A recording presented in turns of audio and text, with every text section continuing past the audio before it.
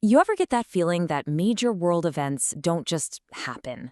You know, that maybe there are some hidden hands, unseen forces pulling the strings from behind the curtain? Well, today, we're going to try and pull that curtain back and dive deep into the world of secret societies. Yeah, that's the big one, isn't it? It's the question that fuels 1,000 theories and sends you down those late night internet rabbit holes. Who's really in charge? Is it the people we see on TV? Or is there a whole other layer of power operating completely in the shadows? I mean, you've definitely heard the names. They're whispered in movies, all over online forums. The Illuminati. The Freemasons. The Bilderberg Group. But what's the real story?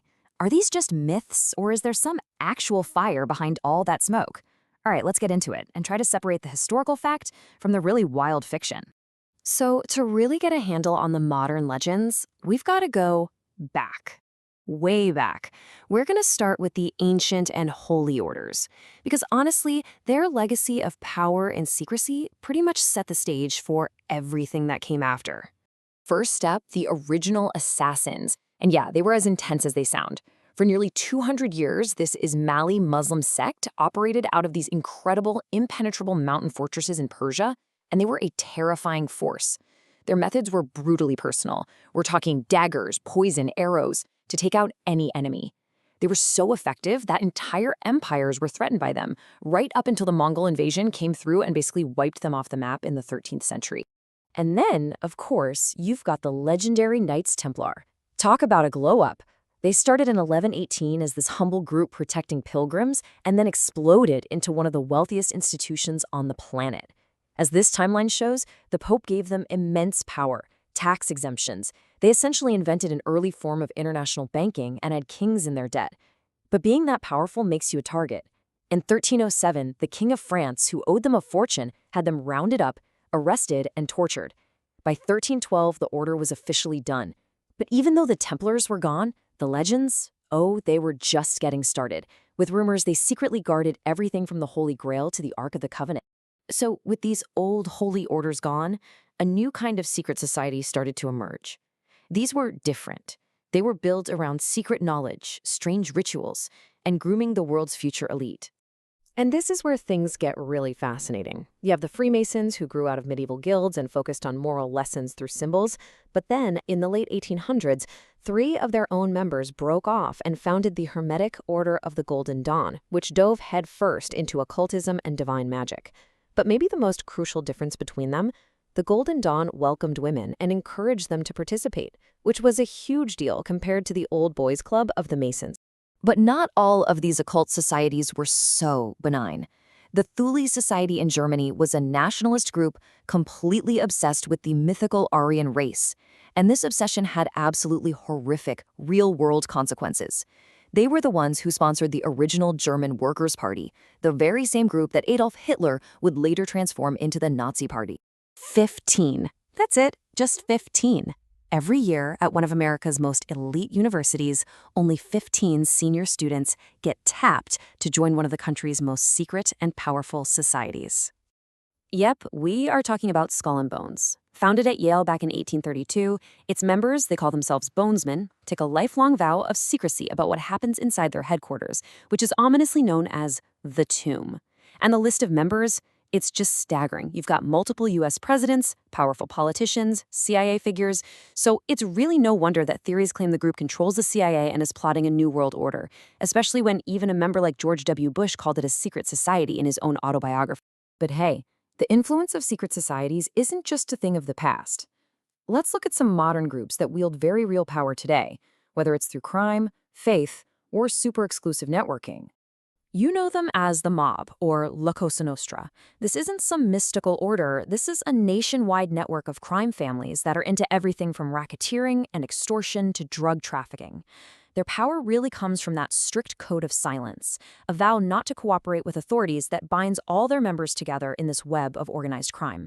Sometimes, that commitment to secrecy is literally written in black and white. This quote right here, It's from the 1950 Constitution of Opus Dei, a powerful and pretty controversial Catholic organization. With over 95,000 members in influential positions all over the world, they operate with a level of secrecy that has fueled all kinds of accusations, from political manipulation to seeking hidden influence within the church itself. So, what happens when the world's most powerful men go camping together in secret? You get the Bohemian Grove. Every summer, in a secluded California forest, this exclusive, all-male club of elites, and we're talking U.S. presidents like Hoover, Reagan, and Nixon, gathers for a 2-week retreat. And to understand its influence, just think about this. A key planning meeting for the Manhattan Project, the atomic bomb, took place right here in 1942. A fact like that is exactly why the rumors just won't die that world-altering decisions are being made in this forest far away from public view. Okay, now we're getting to the big ones, the grand theories, the groups that aren't just accused of influencing events, but of scripting them entirely. So, are these the true architects of a new world order? Let's tackle the biggest name of all, the Illuminati. And as this timeline shows, the original Bavarian Illuminati was absolutely real. It was founded in 1776 to oppose the power of the church and state, using reason and Enlightenment ideas. They recruited a lot from Masonic lodges, used secret codes, the whole 9 yards. But the history is clear. They were officially banned and stamped out by 1787. So historically, that's where the story ends. But in the world of conspiracy, that's exactly where it begins. And that brings us to a modern-day equivalent, the Bilderberg Group. Since 1954, it has hosted this annual invitation-only conference for 120 of the world's most powerful people.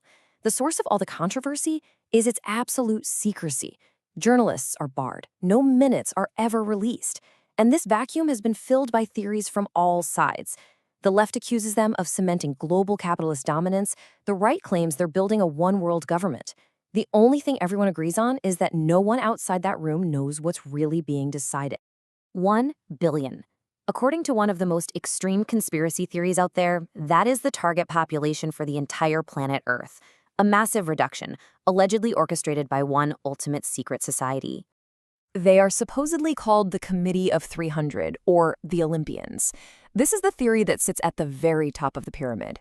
The idea is that a group founded by British aristocracy way back in the 18th century secretly controls everything.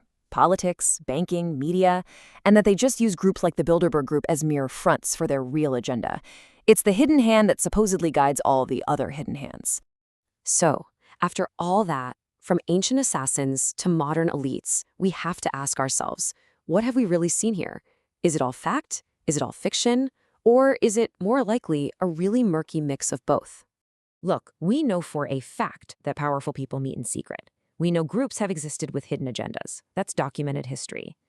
The real question, and this is the one I'll leave you with, is this: where does that real, documented, hidden influence end? And where does baseless conspiracy begin?